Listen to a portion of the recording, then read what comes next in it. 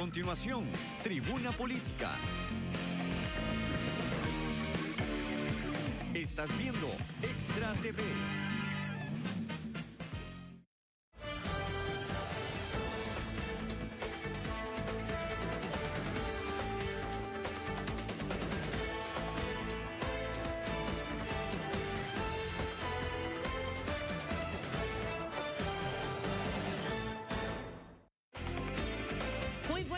Esto es Tribuna Política. Isabel Espinosa les saluda. Hoy nos acompañan dos compañeros de equipo, el señor Sergio Araya y don Gustavo Araya, a quien les damos los muy buenos días, al igual que a usted que se une cada mañana a partir de las 7 aquí con nosotros para conocer un poquito más sobre el acontecer político nacional. Hoy vamos a tratar de abordar un tema desde la óptica de los analistas.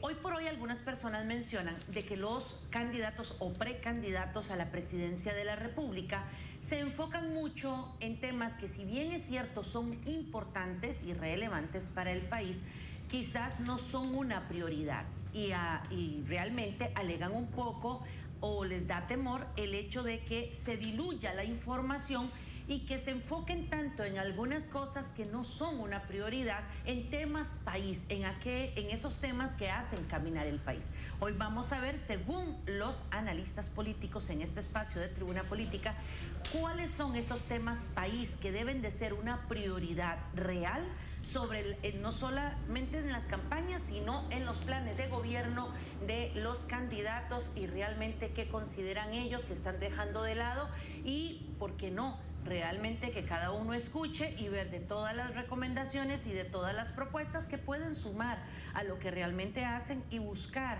esas alianzas para que usted, como televidente y como votante y radio oyente, por aquellos que nos siguen a través de Radio América HD o a través de los 780 AM, que puedan tomar decisiones. Así es que, don Gustavo, don Sergio, hoy vamos a tratar de analizar un poco esto. Quisiera iniciar con Gustavo. Gustavo, ¿cuáles considera usted que son esos temas que realmente una prioridad para el país, esos temas país que no están siendo tomados en cuenta y que deberían, que es un deber realmente ser valorados y sumados y realmente puestos en escena en una campaña y en un plan de gobierno?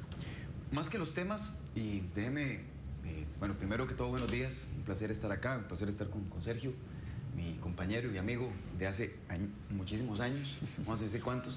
El asunto acá, Isabel y quienes nos escuchan, me parece a mí, es que tenemos una campaña electoral que no importa quién vaya a ganar dentro de los procesos que aún faltan por definirse, dentro de cada una de las tiendas, tendrán más o menos algunas gradualidades o algunas diferencias, digamos, muy pequeñas, pero que en realidad, digamos, la propuesta como partido nos enfrenta a una situación que Costa Rica se nos dificulta o nos pone un poquito más difícil la definición precisamente de esas temáticas. ¿Por qué? Y me explico. Entender a don Eliezer Feinstein con el Partido Liberal Progresista, o entender al Movimiento Libertario, a don Otto Guevara, que ya también se definió como candidato o precandidato, o a la señora Díaz Quintana, uno se encuentra, digamos, dentro del espectro ideológico, ¿verdad? Uno sabe que habrá presiones para efectivamente contener el gasto público, para aumentar de alguna manera la presencia del sector privado en la actividad económica nacional, disminuir la presencia del Estado, que han sido tesis, digamos, que ya de todas maneras han estado durante mucho tiempo, pero que encuentran mucho todavía, digamos, de preeminencia, de valor para ellos y para ellas, digamos, dentro de la oferta que ellos hacen siempre al electorado. Entonces, uno más o menos sabe que andan buscando lo que llaman la eficiencia estatal, ¿verdad? Ver de qué manera se reduce el empleo público, de qué manera se activa la economía, y especialmente entonces ese balance entre Estado y mercado termina siendo favorable al segundo, al mercado, ¿verdad? Uno se acerca un poquito más en el espectro ideológico y pasa al Partido Liberación Nacional y se encuentra hoy definido a don Antonio Álvarez de Santi, que es el representante del modelo, digamos, que recoge la socialdemocracia actual, o el representante del Partido Liberación Nacional al menos, y se encuentra con que más o menos anda por la misma tesitura. Si usted lo ve y lo lee en los medios de comunicación, al menos el día de ayer, se da cuenta que efectivamente don Antonio dice no va a haber un tema de ingresos del Estado, sino hay un tema también de contención del gasto. Y ha estado mucho por el tema de la contención del gasto, efectivamente trabajando sobre la dinámica de, digamos, bajar el déficit fiscal, pero también ha sido una propuesta, digamos, de manera más o menos permanente en el Liberación Nacional de los años 90 para acá. No ha habido gran diferencia, ¿verdad? Entonces, donde igual hay más mercado, menos Estado, ¿verdad? Más eficiencia del Estado, más presencia del sector privado, lo cual no es que esté mal, está bien. Vamos a ver, de esto quienes estamos en ciencias políticas tendemos a no calificar, ¿verdad? Esto es una realidad, así se da. Usted puede irse un poquito más al centro o a la derecha igual del espectro ideológico y se encuentra con el Partido Unidad Social Cristiana y es exactamente la misma historia en términos generales. ¿Y eso qué quiere decir? Que igual, privilegiando la permanencia del mercado, tratando de contener la presencia del Estado, que actúe menos en la economía, hasta ahí no pasa nada, pero entonces los temas tienden a ser, por ejemplo, apertura del mercado y usted póngale los puntos suspensivos y lo llena con lo que usted quiere, porque entonces apertura del mercado eléctrico, hoy una bandera del Partido de Liberación Nacional. Evaluación y por lo tanto, digamos, tratar de ver de qué manera se reduce el tema de tramitología. Bueno, el tema de tramitología es más un tema generalmente interesante para el sector privado que para el sector, digamos, estatal. Etcétera. Evaluación del sistema docente nacional, que es otro de los temas que evalúa el Partido de Liberación Nacional al menos. Bueno, también termina siendo un asunto que le interesa más que a los propios sindicatos, ¿verdad?, que están dentro del Estado, les interesa más al sector privado. Y entonces usted se encuentra casi que un lugar muy ya saturado, lleno, de que los temas entonces de competitividad, de eficiencia del Estado, de mayor atracción de inversión extranjera directa, de evaluación dentro del aparato estatal, de reducción de pluses, de contención del gasto, de todo eso son agendas que están presentes. Yo no digo que no está bien, que no esté mal, pero lo que digo es que están presentes en esos partidos políticos. Más o menos por ahí anda las mismas temáticas. En el centro, digamos que más o menos, hacia el centro, más o menos, uno encontraría el PAC, ¿verdad?, en donde ha tratado de hacer alguna, digamos, mientras trae inversión extranjera directa, por lo menos desde lo que es de gobierno, por otro lado impulsa el procesal laboral. Mientras, por un lado, habla de, efectivamente, digamos, mejorar la competitividad y tiene el tema de mejora regulatoria en el Ministerio de Economía. Por otro lado también tiene una fuerte amarra a todo lo que es el tipo de cambio y demás, ¿verdad?, que en este gobierno ha sido típico y que, por ejemplo, eso contiene mucho a los sectores exportadores, tratando de dinamizar un poco más la economía agrícola. Digamos que esos son como los balances en términos generales que tiene, digamos, el PAC, y más o menos uno puede también ponerlo un poquito a la derecha en algunas ocasiones, un poquito más a la izquierda en otras, pero digamos que se ubica en el centro. Y por el otro lado se encuentra el Frente Amplio, que es la oferta que hay de izquierda, ¿verdad?, donde incluso es al revés, bajarle el peso a lo que tiene el mercado, subirle la preeminencia de lo que tiene o el valor que tiene el Estado. Y entonces hay un gran espacio. Toda la parte izquierda o centro izquierda está vacía. Y generalmente, y aquí es donde viene la preocupación, no es tanto por la temática, sino que le sumo un segundo punto.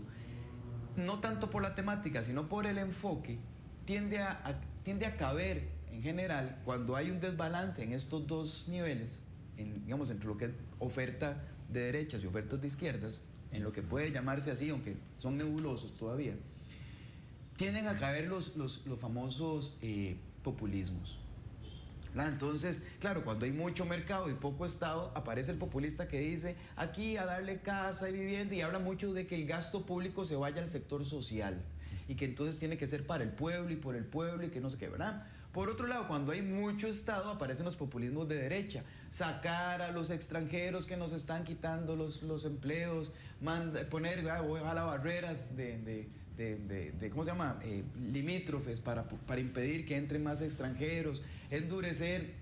Y entonces empiezan a ver digamos, en ese desbalance nos estamos enfrentando a un desbalance en donde efectivamente el centro izquierda está poco abordado. Las temáticas de ese lado, si usted se pone a ver, no están tan presentes. Punto número 3, y ya me quedo callado con esto para que también darle chance a don Sergio. La preocupación viene entonces porque las ofertas que van a venir en la campaña electoral, cuando usted me hable de que, bueno, hablemos por ejemplo de transporte público. Bueno, transporte público probablemente vaya a estar entonces muy concentrado de este lado en generar procesos en donde no entre un reordenamiento del sector privado, por ejemplo autobusero, o crear grandes concentraciones de vehículos híbridos o eléctricos, o, ¿verdad?, donde haya una oferta, digamos, que el Estado permita ciertas políticas para el desarrollo, y el Estado también se fortalezca por ahí para el desarrollo de esas políticas, sino que va a venir todo por el lado del tren. Y el tren es como la solución mágica, que no digo que esté mal, pero no es toda la solución.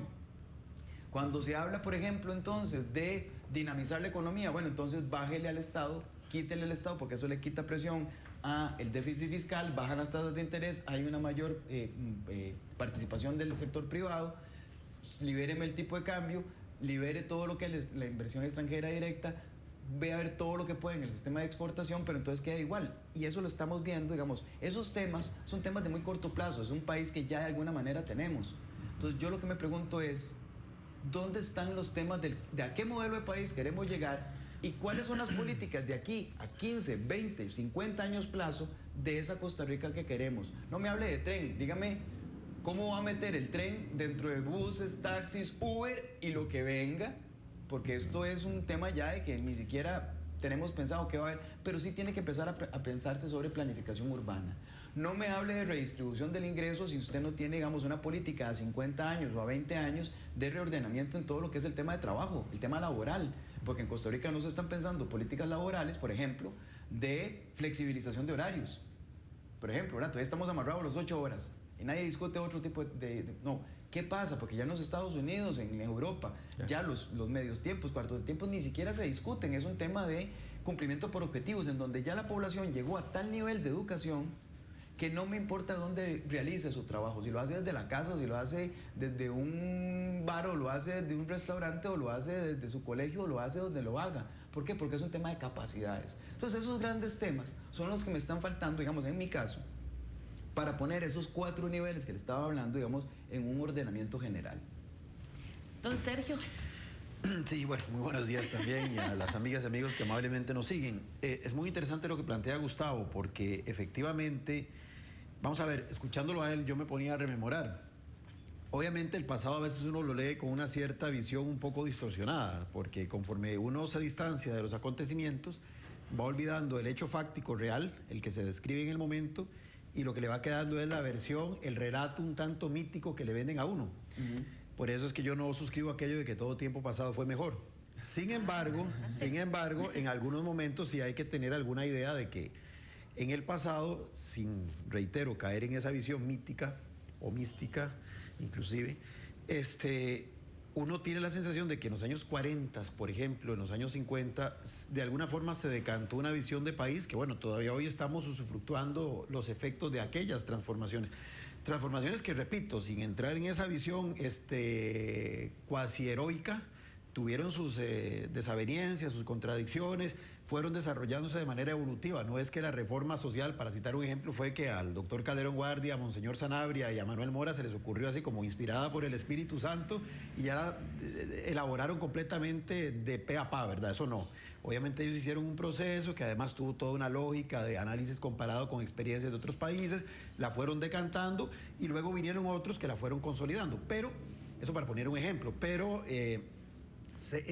vamos a ver, había por lo menos en aquel momento una visión de que se gobernaba, como bien decía Gustavo, con perspectiva de futuro. Yo siento que a partir de los 80, sí, cuando imperó mucho el dominio de lo que se llamó la tecnocracia, que la política fue de alguna forma reemplazada por los tecnócratas, entramos en una suerte de visión del gobernante más como un administrador del aquí y del ahora. Entonces uno lo que visualiza, y ahí concuerdo con Gustavo, con los planteamientos que hacen muchos de los que inclusive hemos tenido aquí en este programa, con todo el respeto para ellos, es que lo que están es tratando de afinar lo que ya está dado. O sea, cómo administrarlo mejor, que no es tampoco una tarea menor, ni es fácil, ni es despreciable. Pero sí, tal vez, me parece a mí, es insuficiente para el cargo al que se aspira. Es decir, si yo tengo una empresa, para que la gente me siga en la idea, yo nombro un gerente. Sí, ese gerente me la tiene que administrar lo más eficientemente posible, porque lo que yo quiero es que la empresa produzca y me dé utilidades.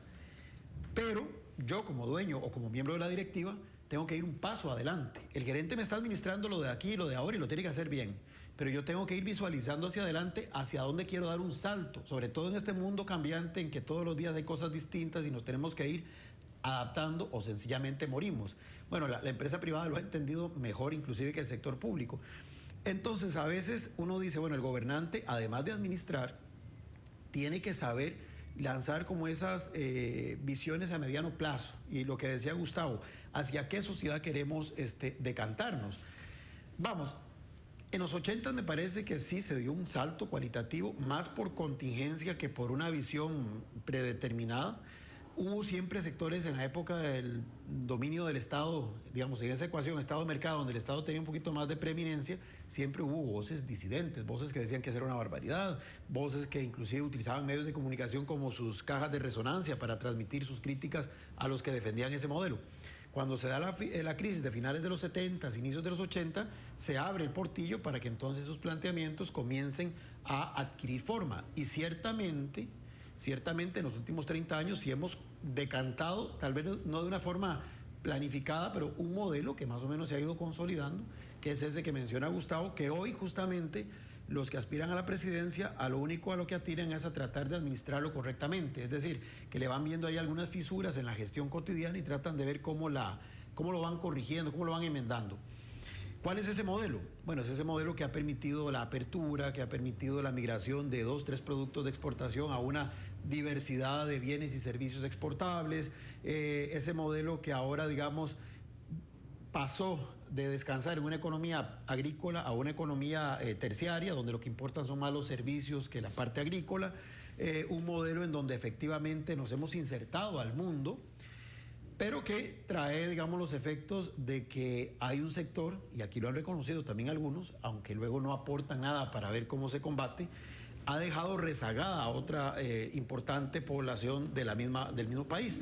Y hemos ido creando como un efecto colateral, tal vez no deseado, probablemente ni siquiera imaginado, una fragmentación de una sociedad que por mucho tiempo, también con un poco de discurso mítico, pero nos vendieron que era un poco más cohesionada. Es decir, antes decíamos éramos igualiticos y de ahí salió la palabra ticos.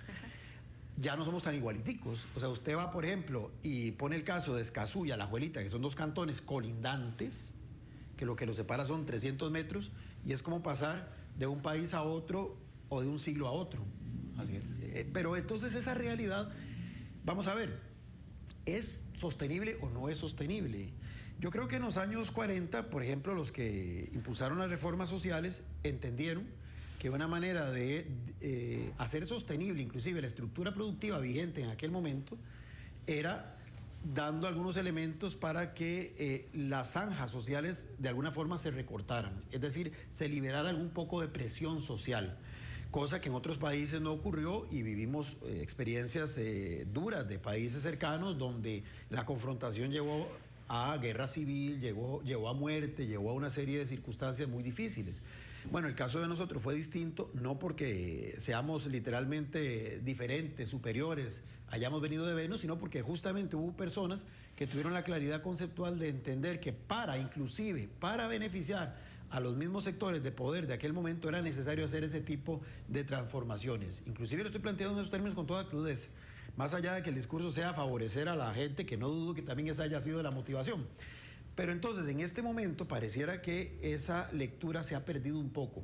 En los años 90, muy paralelo o muy correlacionado con la disminución del papel del Estado, se le asignó un rol, vamos, que lo que buscaba era simplemente ser un sostenedor, un focalizador de asistencias para los más pobres. Y en eso se centró la política social.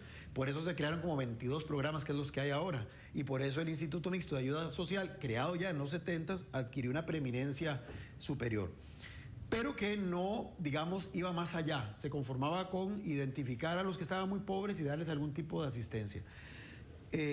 vamos, eso en una suerte de modelo que busca ser sostenible, que busca cohesionar a la sociedad, se torna insuficiente y más bien se torna hasta perverso, porque perpetúa los círculos de pobreza.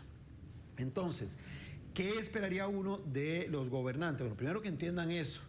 Segundo, que reivindiquen que la sociedad necesita esa cohesión social para el bienestar de todos, tanto de los que están en este momento viviendo la situación difícil, sintiéndose rezagados, sintiéndose excluidos, que ese también es un factor que desencadena la violencia, que desencadena la inseguridad. No es gratuito, y lo digo con toda franqueza, que hoy, por ejemplo, además de que le roben a uno la billetera, lo apuñaleen. Sí. Porque antes el que robaba la billetera se conformaba con eso, porque realmente lo que quería era robarte la billetera. Ahora lo que quiere es descargar en vos la frustración social que tiene por ver que forma parte de un sector de excluidos que no tiene los mismos accesos a los beneficios, que además a través de los medios constantemente nos venden como que son inclusivos, cuando en la práctica no es cierto. Entonces, esos elementos, digamos, obligarían a que las propuestas, indistintamente de cuál sea la visión ideológica que las fundamente, trataran de orientar la discusión y la construcción de un acuerdo país en esa dirección, sostenible en 20, 30 años plazo. Y lo que decía Gustavo, para terminar yo también esta parte, esa visión de conjunto. Un día decía una persona que antes decíamos, se ve el árbol y no el bosque. Es que ahora ya ni siquiera estamos viendo el árbol, estamos viendo las hojitas que se caen del árbol. Porque ha habido como una suerte de pobreza en la aprehensión de las cosas que se expresa en el discurso que ahora tenemos, que es bastante superficial, que es bastante light, que es bastante cortoplacista, que no es atribuible únicamente a la clase política, porque también la clase política no viene de Venus, es Marte. Importantísimo. Es el fruto de toda la sociedad que ha entrado en un proceso de decaimiento, y uno lo aprecia inclusive en todas las élites de poder. Es decir, hay un decaimiento del discurso que refleja además un reduccionismo en la capacidad de aprehender las cosas. Yo no digo que caigamos en las utopías del pasado, pero sí tenemos que tener una visión más integral, más holística. Eso del tema del transporte es un ejemplo clarísimo de lo que estoy diciendo yo también.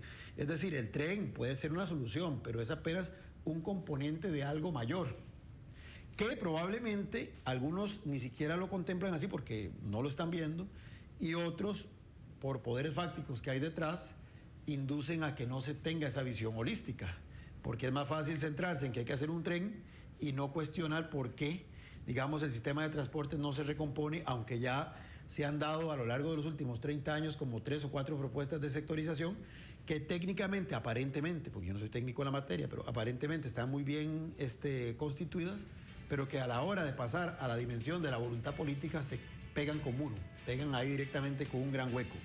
Entonces, una mezcla entre falta de esa visión integral, que repito, me lo atribuyo a la sociedad en su conjunto, con intereses en juego ahí muy fuertes, nos están llevando a estos nadaditos de perro que son idóneos para un caldo de cultivo de populismos, como bien decía Gustavo, de izquierda o de derecha, que no están tan alejados de lo que más allá de lo que nos podemos imaginar, están más cerca de lo que creemos. A veces uno no sabe si reír o llorar cuando los escucha a ustedes explicar esas cosas, pero lamentablemente eso es lo que tenemos, señores, y por eso es importante escuchar, analizar y no ser parte de ese cuento de hadas que muchas veces se nos presenta, pero que al final en alguna medida se convierten en cuentos de terror. Hacemos una pequeña pausa y regresamos.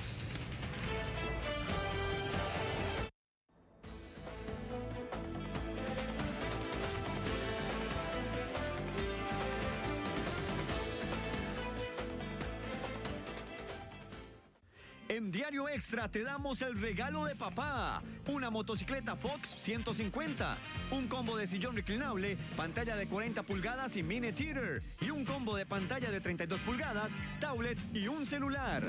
Los cupones aparecerán publicados en Diario Extra, llénelos con tus datos personales y deposítenlos en los buzones ubicados en nuestras oficinas, edificio Grupo Extra y en las sucursales autorizadas de Correos de Costa Rica. Tienes tiempo hasta el 9 de junio. Aplican restricciones.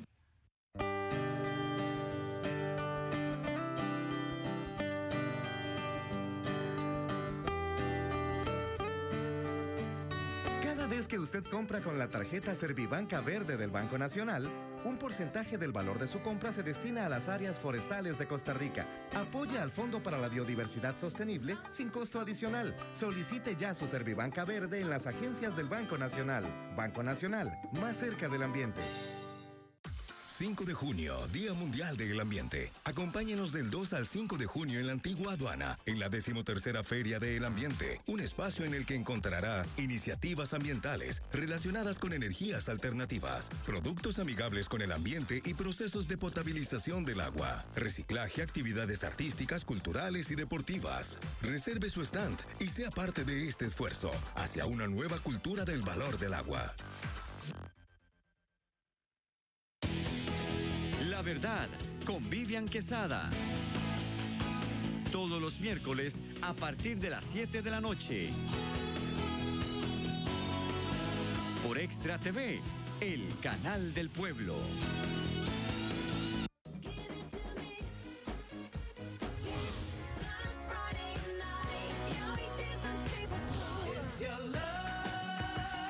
Toda la música de tus artistas favoritos en un mismo lugar. Especiales musicales.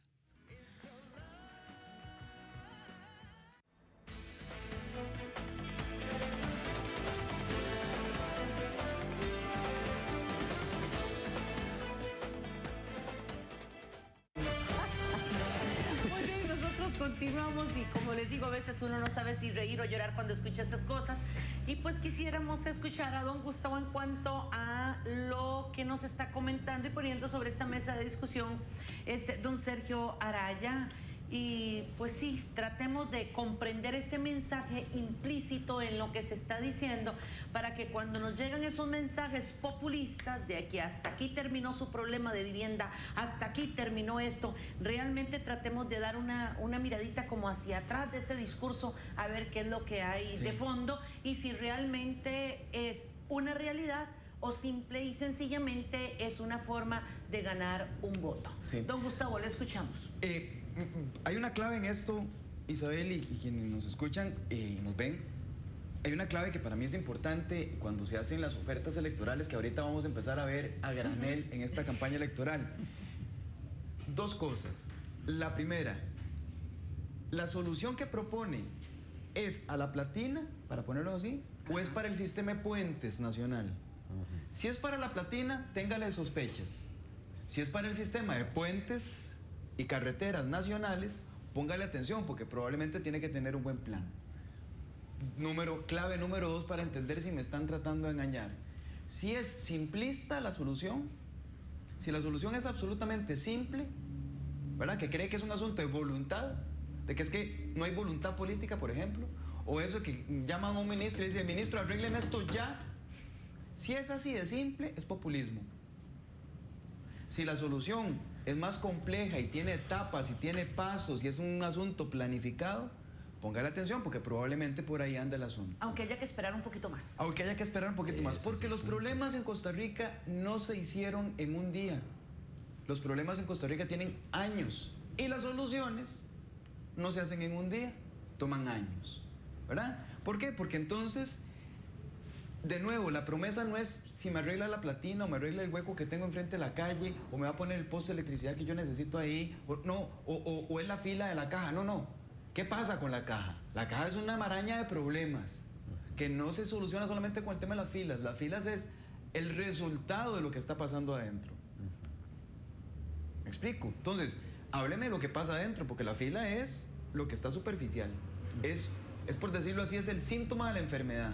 La enfermedad está mucho más adentro, ¿verdad? Entonces, si los políticos nos hacen promesas tan sencillas como que supuestamente van a eliminar la pobreza, ya está, o sea, ni Jesucristo, ¿verdad? Porque entonces es un asunto que ha tardado miles de años. Claro. En la humanidad siempre va a haber pobreza. Sí, lo que pasa es que entonces si empiezan a tener digamos, programas que uno ve que atienden por un lado, que no solamente es asistencialismo, sino que también hay otro tipo de impulsos que hace que la persona se comprometa, sino que esto además hace que la persona se le pueda dar un seguimiento, etcétera, etcétera. Uno dice, bueno, ese plan pareciera que tiene más razón, porque entonces ataca varios puntos. Entonces, de nuevo, para recapitular, si la solución que me presentan es sobre la raíz del árbol o sobre la hojita y no sobre el bosque, téngale dudas. Y si es tan simple como creer que se le echó bonito al árbol y con eso faltó, no, al arbolito le faltan un montón de cosas, podarlo, echarle agüita, cuidarlo, ver que los pajaritos lleguen, etcétera, etcétera. O sea, las soluciones son mucho más complejas. Pero en esto, me parece también que un segundo elemento que hay que tomar en consideración es que no solamente la clase política en Costa Rica se benefició de eso. Caímos en un problema, en un círculo vicioso. Yo lo pongo con el ejemplo, digamos, yo quisiera venderle este pancito a usted, yo le digo, Isabel, cómpreme este pan, usted me dice, ¿en cuánto? Yo le digo, en 1.000 millones de colones. Usted me dice, pero está loco. Me los pagará una vez, pero no me los sigue pagando. Muchos empresarios y muchos sectores, y no me refiero solamente a sectores empresariales privados, no, sectores sindicales, sectores laborales, asociaciones de vecinos y demás, han caído en la trampita de que entonces, por darle el voto, hoy lo comprometen contra una calle o lo comprometen contra un aumento de salario. Y sí, claro, lo lograste hoy, Sí. pero nos fregaste de aquí a 10 años.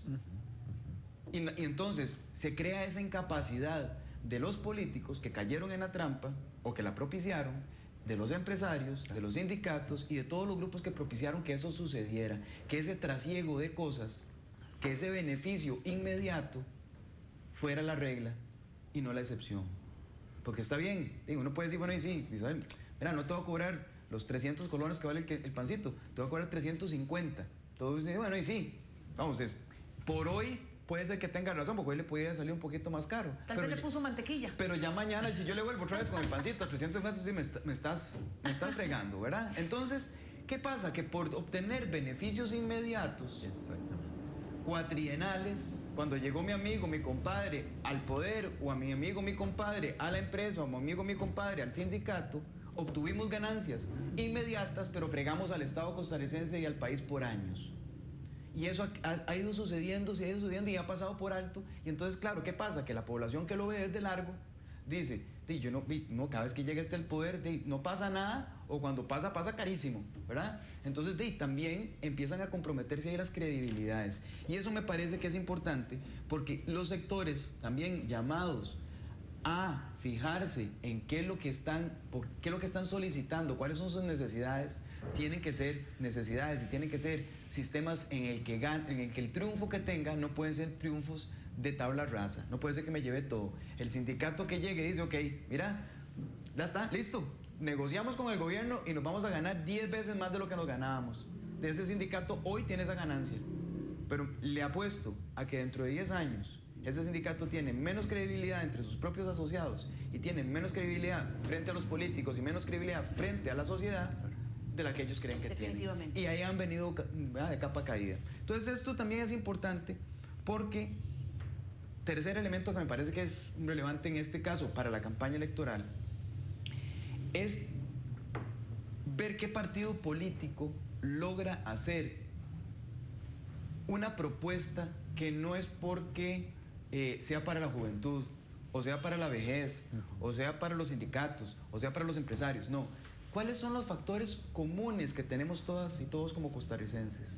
¿Cuáles son esos factores? El partido que haga las ofertas, que logre aglutinar a la mayor cantidad de personas, que se convierta en ese partido de clases medias, que no sea el partido que le da grandes ganancias a unos o grandes transferencias a otros, sino ese que se logra acomodar en esos equilibrios, es el partido que está haciendo también mejores ofertas, porque son ofertas de largo plazo. Porque no le está ofreciendo la casa inmediata ya a la gente pobre para que saque pobreza, sino que le está construyendo algo más complejo, pero de más largo plazo. Y no le está diciendo al empresariado o al sindicato, le tengo ya un beneficio para hoy. Si usted vota por mí, ya hoy obtiene esto. No, sino que le está diciendo, mira, hoy poquito, está bien, pero veámoslo aquí a 10 años para ver si ese poquito también nos aguanta o ese poquito también resulta sostenible en el tiempo.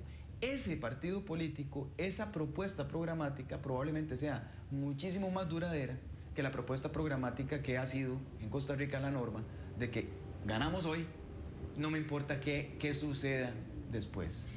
No es malo tener amistades, no es malo hacer negociaciones. Quizás lo malo es cuando esas negociaciones o esas amistades se mantienen como en lo oculto, por debajo de. Entonces, quizás aquí una de las cosas y temas claves que han mencionado los analistas, un poco el tema de la desigualdad, un poco de esta comparación que hace don Sergio de un cantón como Alajuelita que colinda con Escazú y parecen dos mundos muy distintos, muy de que antes no observábamos el bosque, sino que veíamos el árbol, y hoy por hoy no se ve ni el árbol, sino las hojas, y lo que es peor, me lo pone más dramático, las hojitas que se están cayendo. Entonces, cuando nosotros vemos y escuchamos ese tipo de cosas, hasta dónde en el discurso político debe de ser conveniente que usted diga, bueno, yo soy amigo de tal persona, o yo tengo tal situación, y no andarse escondiendo, ofreciendo disculpas después porque, como quien dice, lo agarraron, como dicen popularmente, ¿verdad? Quizás aquí el asunto es la transparencia, palabra muy, muy de moda en el tema político, y quizás aquí es decir, trabajo con esto porque mis ideales país son estos, o estoy comulgando con ciertas ideas con este o con lo otro, pero hacerlo todo transparentemente, a la luz del día, que no haya nada como quien dice, estoy negociando con esto, pero que no se den cuenta que estoy aquí, que estoy haciendo este negocio, pero no, que no se... No, señores, ¿hasta dónde la clase política ha venido sumando no solo al descontento, sino a ese discurso que a veces parece incrédulo ante la opinión costarricense? ¿Y cómo podemos revertir esta situación previo a una campaña electoral donde podamos conocer, entender y que realmente el discurso del político no lleve un doble sentido, sino aquel honesto, transparente, y que las cosas que se ofrecen realmente se hayan analizado de que se pueden hacer? No es decir, voy a hacer esto, voy a hacer lo otro, voy a hacer aquí, voy a hacer allá, y una vez en el poder, señores, yo no sabía que no se podía hacer. Don Sergio, lo escucho.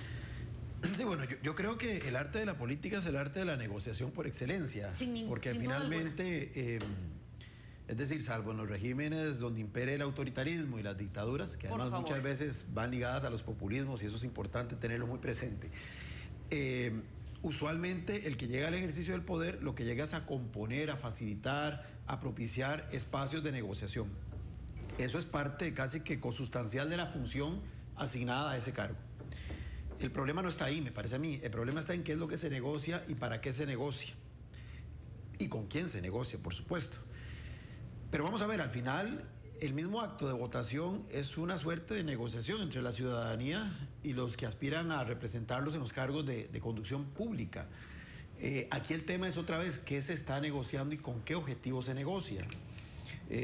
Yo puedo negociar y sin ningún problema, digamos, por ejemplo, para seguir con este ejemplo, con el sector de los transportistas, si esa negociación va orientada a configurar un sistema lo suficientemente eficiente, eficaz, inclusivo, que además, sin que a ellos les reste el margen de utilidad, que tienen todo el derecho de aspirar, si no, no se meterían en la actividad, genere mayor fluidez, genere mayor competitividad, genere una mejor calidad de vida, permita que el ambiente sea más sostenible, permita que la huella de carbono se reduzca, permita que las personas puedan transitar en el menor tiempo posible para desplazarse de sus sitios de residencia, sus sitios de estudio, de trabajo, para que inclusive puedan compartir más con su familia, implique también, ¿por qué no?, captación de buenos ingresos fiscales, si se cumple a cabalidad con todo lo que la ordenanza jurídica establezca y hacendaria. Es decir, y la negociación es con los mismos actores.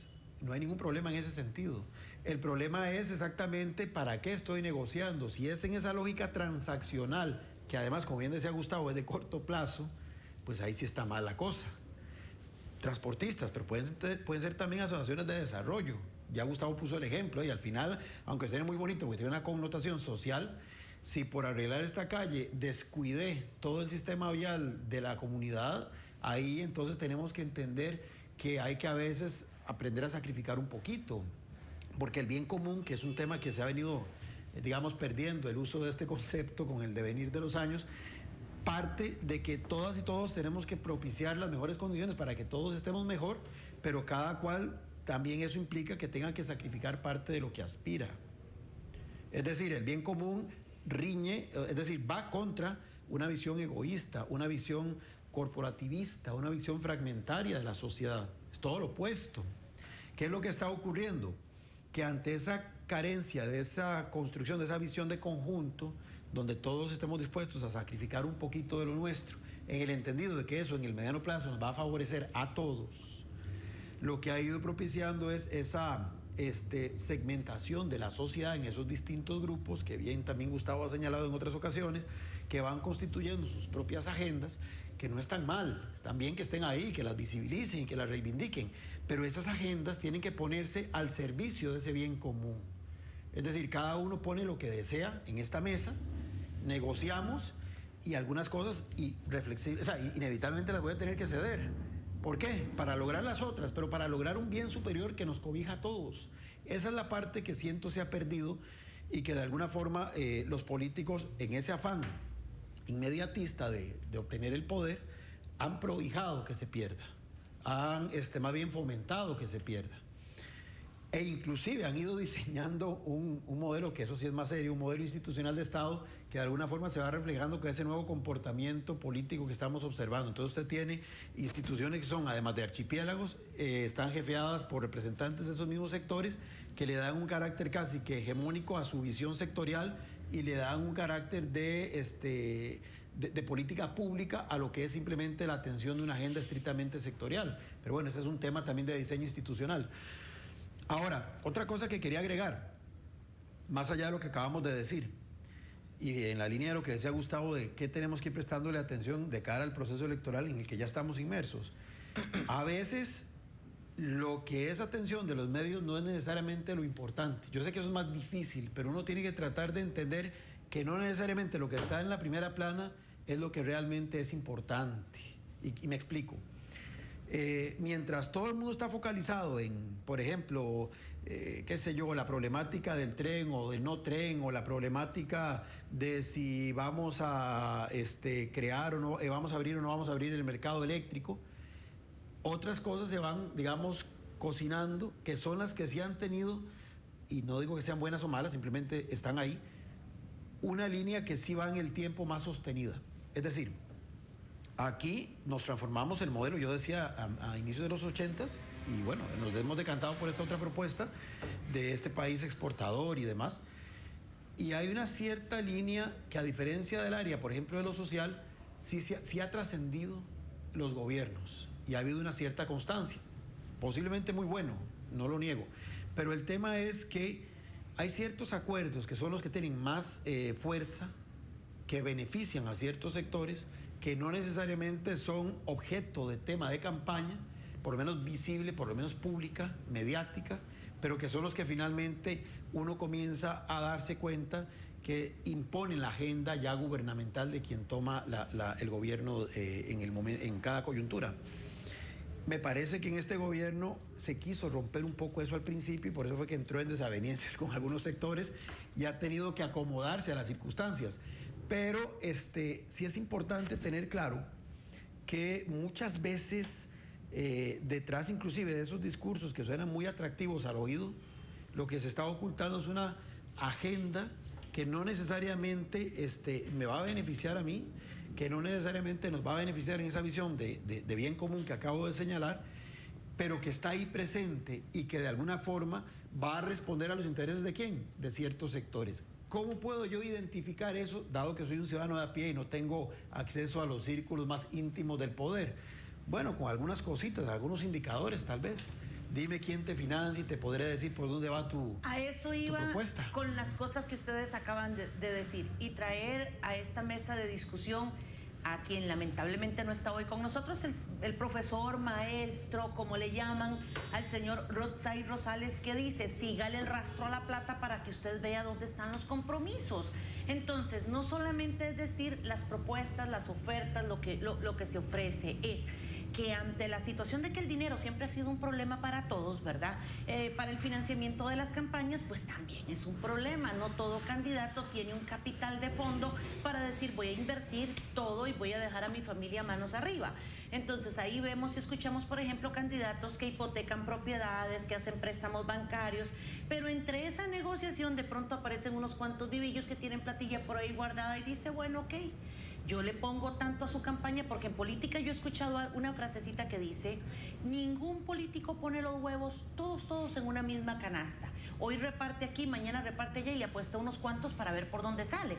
Pero entonces, ante ese panorama que tenemos y ante esa premisa del profesor Rotzai Rosales que dice, sígale el rastro al dinero, entonces, ¿hasta dónde se comprometen los candidatos a la presidencia de la República con el financiamiento de las campañas y quedan amarraditos para no poder avanzar en ciertas cosas que serían una prioridad en el país por la simple necesidad del financiamiento de una campaña? Hacemos una pausa y venimos con el señor Gustavo Araya y don Sergio Araya. Ya volvemos.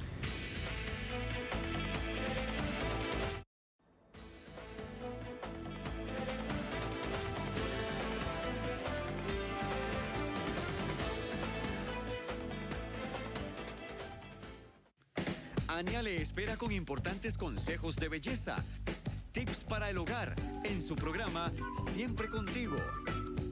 Lunes, martes, jueves y viernes a partir de las 3 de la tarde, solo aquí por Extra TV. En corto y directo, con Óscar Alfaro.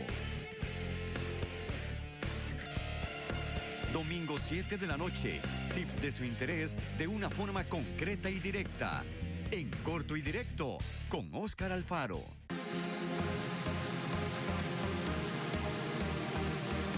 Porque Salud y Algo Más nació para cuidar su salud, su educación y por supuesto su familia.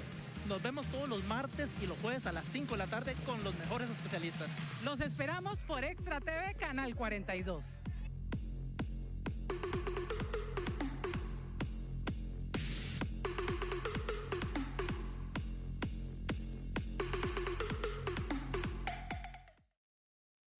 El más completo resumen dominical está en la pantalla de Extra TV.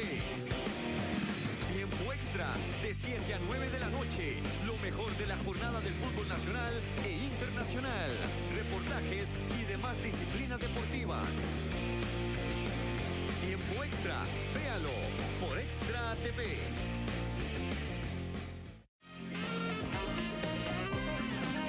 Estás viendo Tribuna Política. Más adelante, música.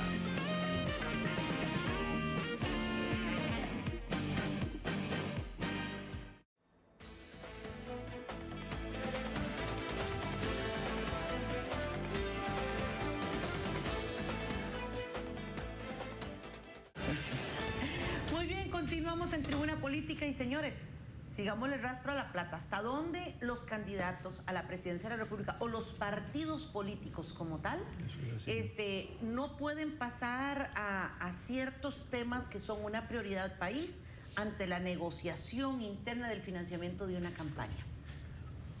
Bueno, aquí hay varias cosas que a mí me parece que serían importantes, digamos, en la discusión. Claro, El doctor Rosales sabe, digamos, es uno de las personas mejor formadas en términos de partidos políticos, a nivel teórico y a nivel de conocimiento profundo de lo que son los partidos políticos y de financiamiento.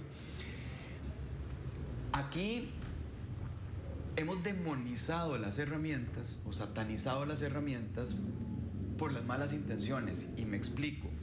Resulta que, por ejemplo, financiar a un partido político es sinónimo de que yo tengo otros intereses. Y resulta que Sergio o yo, o usted Isabel, o cualquiera de las personas que nos están acompañando el día de hoy, resulta que le quieren poner sus 10,000, 15,000, 20,000, si tiene, si Dios quiere, y si les sobra un milloncillo de colones, y pone 1 millón de colones al partido de su simpatía. Eso no es un delito. Eso no es un delito. Si los empresarios, si las personas que tienen dinero le ponen a un partido político, enhorabuena. Porque entonces los partidos políticos, si yo sé que viene de una persona honorable, de hecho, espero que entonces ese dinero venga bien, ¿verdad? El asunto es cuando yo comprometo ese dinero. El problema no está en la donación en sí misma. Exactamente. ¿Verdad? Porque igual puede llegar un narcotraficante y cuando pasan la colecta en la misa, echar todo su dinero ahí y va a quedar bienísimo, pero igual lo lavó. Igual entró, digamos, a un canal donde no se suponía y puede estar haciendo negocios por otro lado, ¿verdad? Sí, entonces, vamos a ver, no satanicemos la donación en sí. Es es la fuente de la donación, ¿verdad? O la intención. Exacto, la fuente en primer lugar, después la intención. Si yo le pongo 1 millón de colones a un partido y es porque creo en la democracia o porque creo en las ideas del partido o porque creo que ese partido tiene que ganar, enhorabuena. Perfecto. Pero si yo llego y me siento con el candidato alcalde, le digo, alcalde, es que le puse 1 milloncillo y ¿se acuerda aquella calle que tengo yo allá? De ahí sí, ya estamos empezando a torcer la realidad, ¿verdad? Entonces, Exactamente. el problema no es el instrumento.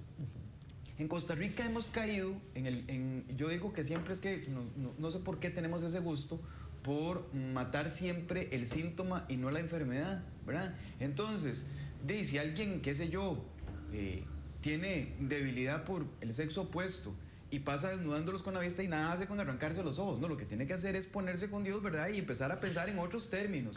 Es que aquí satanizamos el instrumento, ¿verdad? Entonces, ¿qué es que las alianzas público-privadas? ¿Qué es que las concesiones? ¿Qué es que los fideicomisos? ¿Qué es que no importa, no es el instrumento, lo que importa es la fuente del dinero y las intenciones que yo tenga. Por ejemplo, en Costa Rica todos nos conocemos, o terminamos siendo familia, ¿verdad? Sino que le digamos Sergio y yo, ¿verdad? Entonces, cuando uno se pone a hacer ahí algo genealógico distante, ¿verdad? Ahí. Entonces, ¿cuál es el tema? ¿Que seamos familia? No. O sea, yo no tengo ningún problema en que si llegara una sobrina, un tío, un primo, quien fuera, a un puesto. Así es. Si llega por el mecanismo adecuado, que llegue. Claro. Que resultó prima del ministro, de la ministra, bueno, y ahí, es que este país es muy chiquito. Seguimos siendo 4 millones de personas, compárelo con cualquiera de los países, al norte del San Juan o para abajo del Zixaola, y somos cualquier cositica en términos poblacionales, ¿verdad? Entonces, el problema no es que llegue, el problema es cómo llega. Entonces ahí sí, ¿verdad?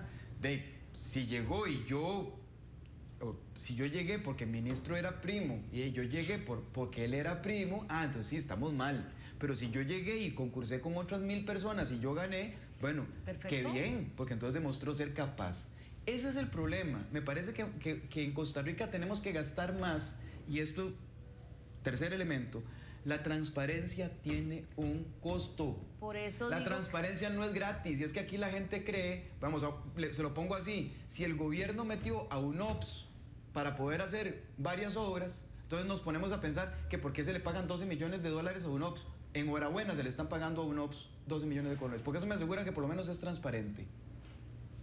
Porque la transparencia tiene un costo, porque si yo voy a llegar a la ciudadanía y decirle cómo estoy gobernando, tengo que hacerlo a través de algún medio. Claro. Entonces ese medio me va a costar un dinero, y ese dinero está bien invertido porque es para transparencia.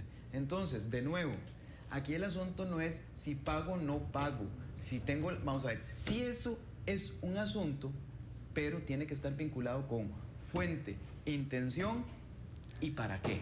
Por eso digo que el tener amistades no es un delito. El ser amigo de o comulgar con ciertas ideas no es un delito. El hecho de que una persona tenga dinero y quiera ponerlo para X o Y campaña no es un delito.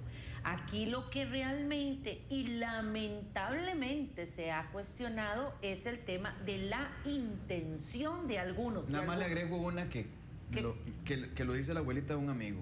No haga cosas que son buenas que parecen ser malas. Exactamente, ¿verdad? Entonces no es... Si no tiene nada que esconder... Porque no se habla con claridad. Exacto. Soy amigo de tal persona, está financiando, sí, aquí no hay ningún problema.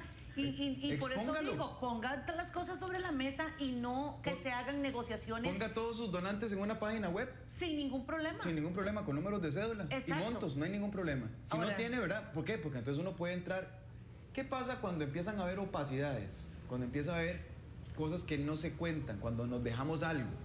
Y esto opera tanto, de nuevo, para el Estado como para cualquier persona. Esto pasa hasta en la vida real, ¿verdad? Si yo ando con la billetera o con la tarjeta de crédito ahí escondida, que no le doy la clave a nadie, ni se lo doy a mi esposa, me va a decir, ¿verdad? No, entonces, si no tengo problema, aquí está la clave. ¿Quién más la tiene? ¿Verdad? ¿Quién más la tiene? ¿Por qué? Porque eso es un tema y en la vida todo tiene que tener un control. No podemos actuar a la libre. Tenemos un minuto, 30 segundos cada uno para que concluyan este tema de hoy, que el costarricense quede claro hacia dónde debe de comprender el discurso político para la campaña. Sí, bueno, en 30 segundos, tratar de ser lo más crítico que se pueda, pero crítico constructivo. Por favor. No quedándose en la política de la galleta, Exacto. sino buscando esa visión de conjunto, tratar de diferenciar y después podemos desarrollar con más amplitud ese tema del populismo, qué es el populismo, cuáles son los rasgos del populismo, porque sí es un tema delicado que se las trae y hay que trabajarlo con más profundidad.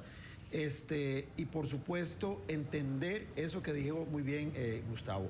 El problema no es, digamos, las negociaciones, el problema no son los financiamientos, el problema son las intenciones con las que se hacen y tener claro, todos en general, que lo importante para que digamos que un gobierno salió exitosamente es que en el conjunto de la sociedad sintamos ese cambio cualitativo, no necesariamente que solo yo me haya visto beneficiado, porque si lo sigo viendo en perspectiva estrictamente personal, pues desde luego lo que estoy es, aunque no sea mi intención, fomentando esa fragmentación y esa corporativización. Muy bien, Gustavo. 20 segundos. 20 segundos. Entre más sencillo, dude más. Exactamente. Cuanto más complejo, los seres humanos somos de lo más complejo que hay en la vida. Y entonces, entre más complejo se le presente, entre más armado se le presente un plan, no tiene que ser difícil, no es que sea incomprensible, no es matemática cuántica, no, es un tema de sencillez en el sentido de que entre más me explique un plan, y ojalá de largo plazo, créanle más. Entre más se tome como una solución sencilla, como si fuera una curita con una herida que me hice hoy, dúdele, porque en realidad no tiene un plan real para sacar el país adelante. Señores, muchísimas gracias a ustedes en sus hogares, mil gracias. Les esperamos el lunes, si Dios lo permite, a partir de las 7 de la mañana, aquí en Tribuna Política.